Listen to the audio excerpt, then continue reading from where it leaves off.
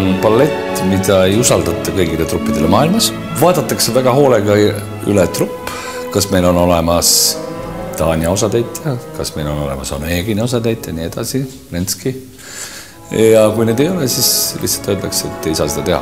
Me oleme ikkagi väike teater ja milleks nii kuulsale balletile, nagu seda on Kranko Onegin, on vaja nii-öelda CV-listi veel ühte rahvusooperit Estonia.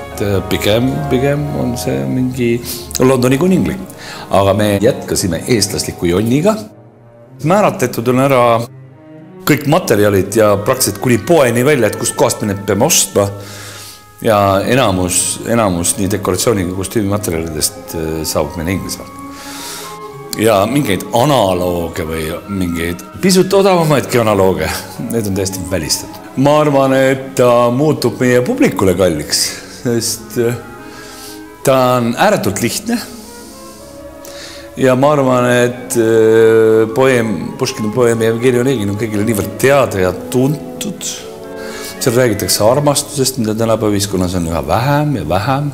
Ja seda ilusat, puhast armastust laval näha ja mängida ja tantsida on ääretult suur privileeg.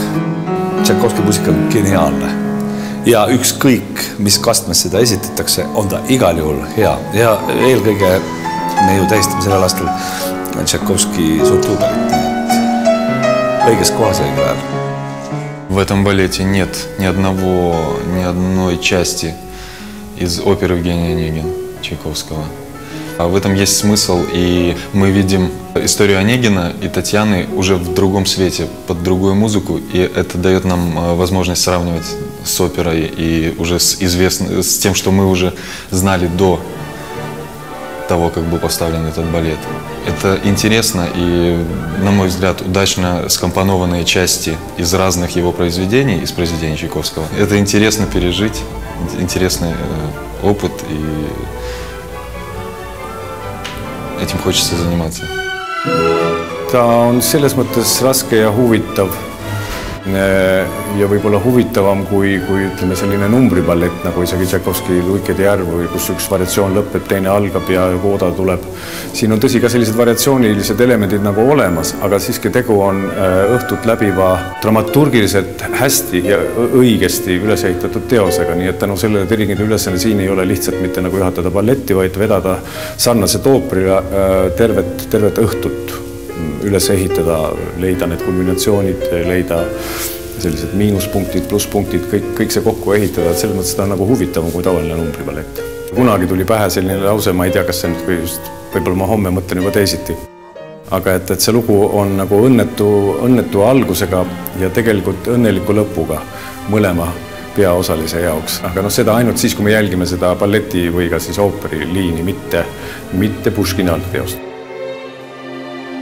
Onegin on väga ilus ja väga emotsionaalne ballett ja minu jaoks muusika ja koreograafia selles balletis on tõeline balleti poeesia ja muidugi see lugu on väga kurb, aga meie elus armastus ja üksindus väga tihti käivad koos ka ja Tatjana roll minu jaoks see on suur ja väga huvitav roll ja mina olen väga rõõmus ja õnnelik, et mul on võimalus seda tantsida.